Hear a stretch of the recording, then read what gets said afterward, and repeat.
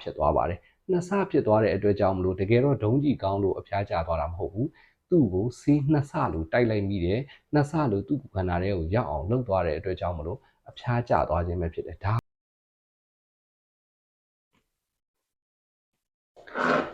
ဒီရဲ့ပိုင်းမှာကလေးတွေအဖျားမကျတဲ့ပြဿနာကိုပေါ့နော်မိဘတွေရောတချို့ကျမကြီးဝန်ထမ်းတွေဆရာဝန်ဆရာမတွေလည်းအလုံးစိတ်ညစ်ရတယ်စိတ်ပူရတာလေးတွေရှိပါတယ်အဲ့တော့အဖျားမကျတဲ့အချိန်မှာကျွန်တော်တို့အားလုံးကအဖျားကျစေချင်တာပေါ့နော်အဖျားတက်တာကအရေးကြီးတယ်အဖျားမကျလို့ဆိုတာလေးတွေတွေ့ရပါတယ်ငါကတော့ဆိုစီးတစ်ခွက်လောက်တောက်လိုက်ရင်ကျတယ်အခုတော့မကျဘူးပေါ့နော်အဲ့ဒီအတွက်ကြောင့်မလို့အဲ့အဖျားမကျလို့ဆိုပြီးရဲ့အချိန်မှာမိဘတွေတချို့ကျမကြီးဝန်ထမ်းတွေမှားယွင်းတတ်တဲ့လေးထားလေးရှိတယ်အဲ့ဒါလေးကျွန်တော်ပြောချင်ပါတယ်နော်ပထမတစ်ချက်ကတော့ကျွန်တော်တို့အဖျားမကျလို့ဆိုပြီးတော့ဟလာဒုံးကြီးတို့ဂျိုရုတို့ suppository ထည့်တာပေါ့နော်အဲ့တော့ဒုံးကြီးတို့ suppository တို့ဆိုတာဂျိုရုတို့ဆိုတာလဲဆရာတို့ paracetamol ရှိတယ်တခြားဆေးတွေ diclofenac တို့ဒါမျိုးတွေရှိပါတယ်เนาะအဲ့တော့အဓိကကတော့ကျွန်တော်တို့ကခလေးတွေမှာကကျွန်တော်တို့ကဒီဖျားတဲ့နားတဲ့အချိန်မှာ paracetamol လေးတစ်ခုကိုပဲသုံးစေချင်ပါတယ်အဲ့တော့ကျွန်တော်တို့ဖျားတဲ့အချိန်မှာကလေးလေးတယောက်ကို paracetamol သတ်မှတ်တဲ့ပမာဏပေါ့နော်125အားဖြစ်ဖြစ်250အားဖြစ်ဖြစ်ကျွန်တော်တို့တိုက်ရမယ်ဆိုရင်ပါဇက်ကတိုက်ခိုင်းပါတယ်အများစုကပါဇက်ကတိုက်လို့ကျွန်တော်တို့က6နာရီကြာတိုက်ရမယ်ဆိုရင်6နာရီပြည့်တဲ့နောက်တစ်ချိန်မှာကျွန်တော်တို့ကပါဇက်ကထပ်တိုက်ပါမယ်အကယ်၍အဲ့ဒီအချိန်မှာကလေးကအိပ်ပျော်နေတာတို့နော်တိုက်ရခက်လို့အကယ်၍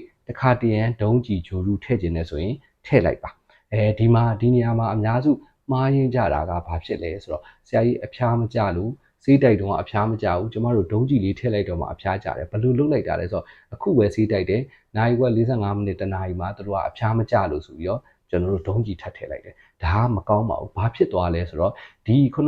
125တိုက်ရမယ်ကလေးကိုကျွန်တော်ကပါဇက်က125နဲ့တိုက်ပြီးသွားတဲ့အချိန်မှာဘာဖြစ်လဲဒုံးကြီး125သွားထပ်ထည့်လိုက်တော့သူ့အတွက်ကနှစ်ဆသူ့ရဲ့ကိုယ်ခန္ဓာသူ့ရဲ့အသေးထဲမှာပါရာစီတမောဓာတ်က250အားနှစ်ဆဖြစ်သွားပါတယ်နှစ်ဆဖြစ်သွားတဲ့အတွက်ကြောင့်မလို့တကယ်တော့ဒုံးကြီးကောင်းလို့အဖျားကျသွားတာမဟုတ်ဘူးသူ့ကိုဆေးနှစ်ဆလို့တိုက်လိုက်မိတယ်နှစ်ဆလို့သူ့ခန္ဓာထဲကိုရောက်အောင်လှုပ်သွားတဲ့အတွက်ကြောင့်မလို့အဖျားကျသွားခြင်းပဲဖြစ်တယ်ဒါဟာလည်းကောင်းတဲ့ကျွန်တော်တို့အလေးထားနဲ့နောက်တစ်ခုကကျတော့ကောင်းတဲ့အကျိုးဆက်မဟုတ်ပါဘူးသူ့မှာကလေးမှာဒီဆေးတံကိုခံလိုက်ရတယ်ပေါ့ကျွန်တော်တို့ဖျားတယ်ဆိုတဲ့ဟာကကျွန်တော်တို့အကြောင်းရှိလို့အကျိုးဖြစ်တာပေါ့နော်ဖျားရခြင်းအကြောင်းရင်းရှိပါတယ်ဖျားတယ်ဆိုတာကျွန်တော်တို့ကလက္ခဏာတစ်ခုလေးပါဒီဖျားတာလေးကိုတက်တာသွားရုံနဲ့ကျွန်တော်တို့ဒီအခုခံစားနေရတဲ့ယောဂဝေဒနာအကုန်လုံးပြပြတ်သွားတာမဟုတ်ဘူးအဲ့တော့ကျွန်တော်တို့ကအဖျားကိုတအားကြီးချဖို့မကြိုးစားပါနဲ့ကျွန်တော်တို့အဖျားကိုဒီဘက်ကချတာလေအရေးကြီးတယ်လို့ဒီဘက်ကဘာလဲအရေးကြီးတယ်သူ့ရဲ့ဖျားရခြင်းအကြောင်းရင်းကိုရှာဖွေကုသပေးဖို့လည်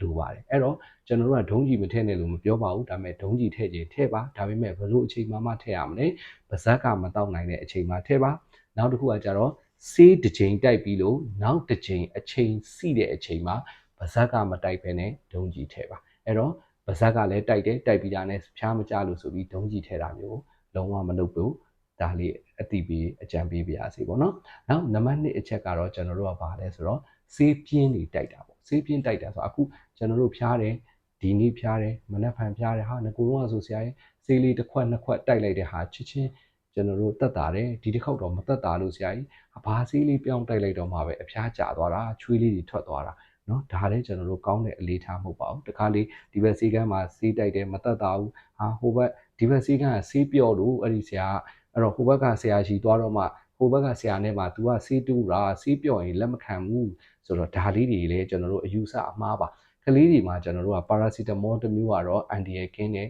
ကျွန်တော်တို့အပူကျစေတစ်ခုပေါ့နော်အဲ့မှာတချို့ ibuprofen တို့ diclofenac တို့နော် celecoxib တို့ကအပူကျစေတာမှန်တယ်သို့တော်ညာလဲသူ့မှာကျွန်တော်တို့ကအန်တီရရှိဆိုင်နေနိုင်တဲ့အစာအိမ်သွေးယိုစီးမှုတို့တခြားမကောင်းတဲ့အချက်တွေရှိတယ်ပေါ့နော်ကျွန်တော်တို့မြန်မာပြည်မှာအထူးသဖြင့်ဒီရာဒီမှာသွေးလွန်တုပ်ကွေးလေးတွေကဖြစ်နေတတ်ကြတယ်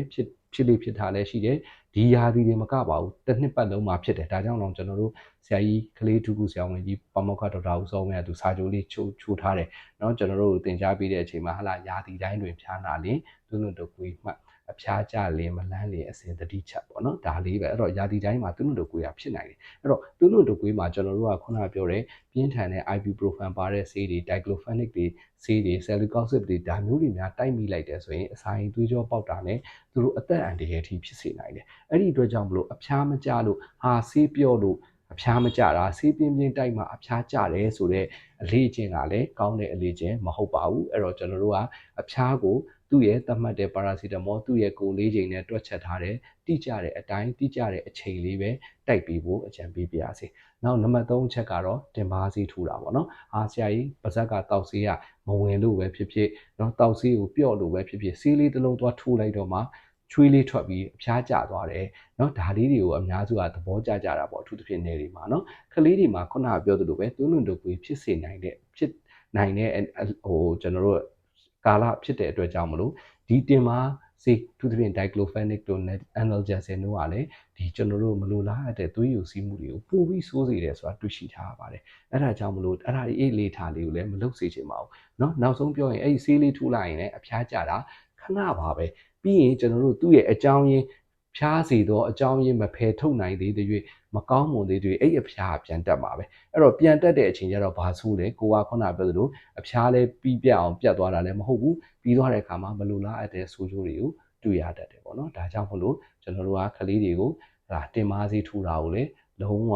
အားမပေးပါဘူးမထိုးကြဘူးလေဒီနေရာနေတိုက်တွန်းကြပါတယ်ခုနပြောသလိုသွေးလွန်တုပ်ကွေးမှာတင်မာစီထိုးရင်အသက်အန္တရာယ်ဖြစ်နိုင်တယ်လို့ရံပန်ရံခါမှာတင်မာစီထိုးလိုက်လို့ကလေးတွေမှာအာယုံကြောမာကြီးပေါ့နော်ကျွန်တော်တို့အာယုံကြောမာကြီးကိုထိခိုက်သွားပြီးတော့လမ်းလျှောက်ရတာအခက်အခဲဖြစ်တာတို့အာယုံကြောလေးတွေအားနေသွားတာအာယုံကြောတည်သွားတာတွေထိရှိနိုင်ပါတယ်ဒါကြောင့်မလို့တင်မာစီလည်းမထိုးကြဘူးဒါမေတ္တာရက်ခံပါရစေကျေးဇူးတင်ပါတယ်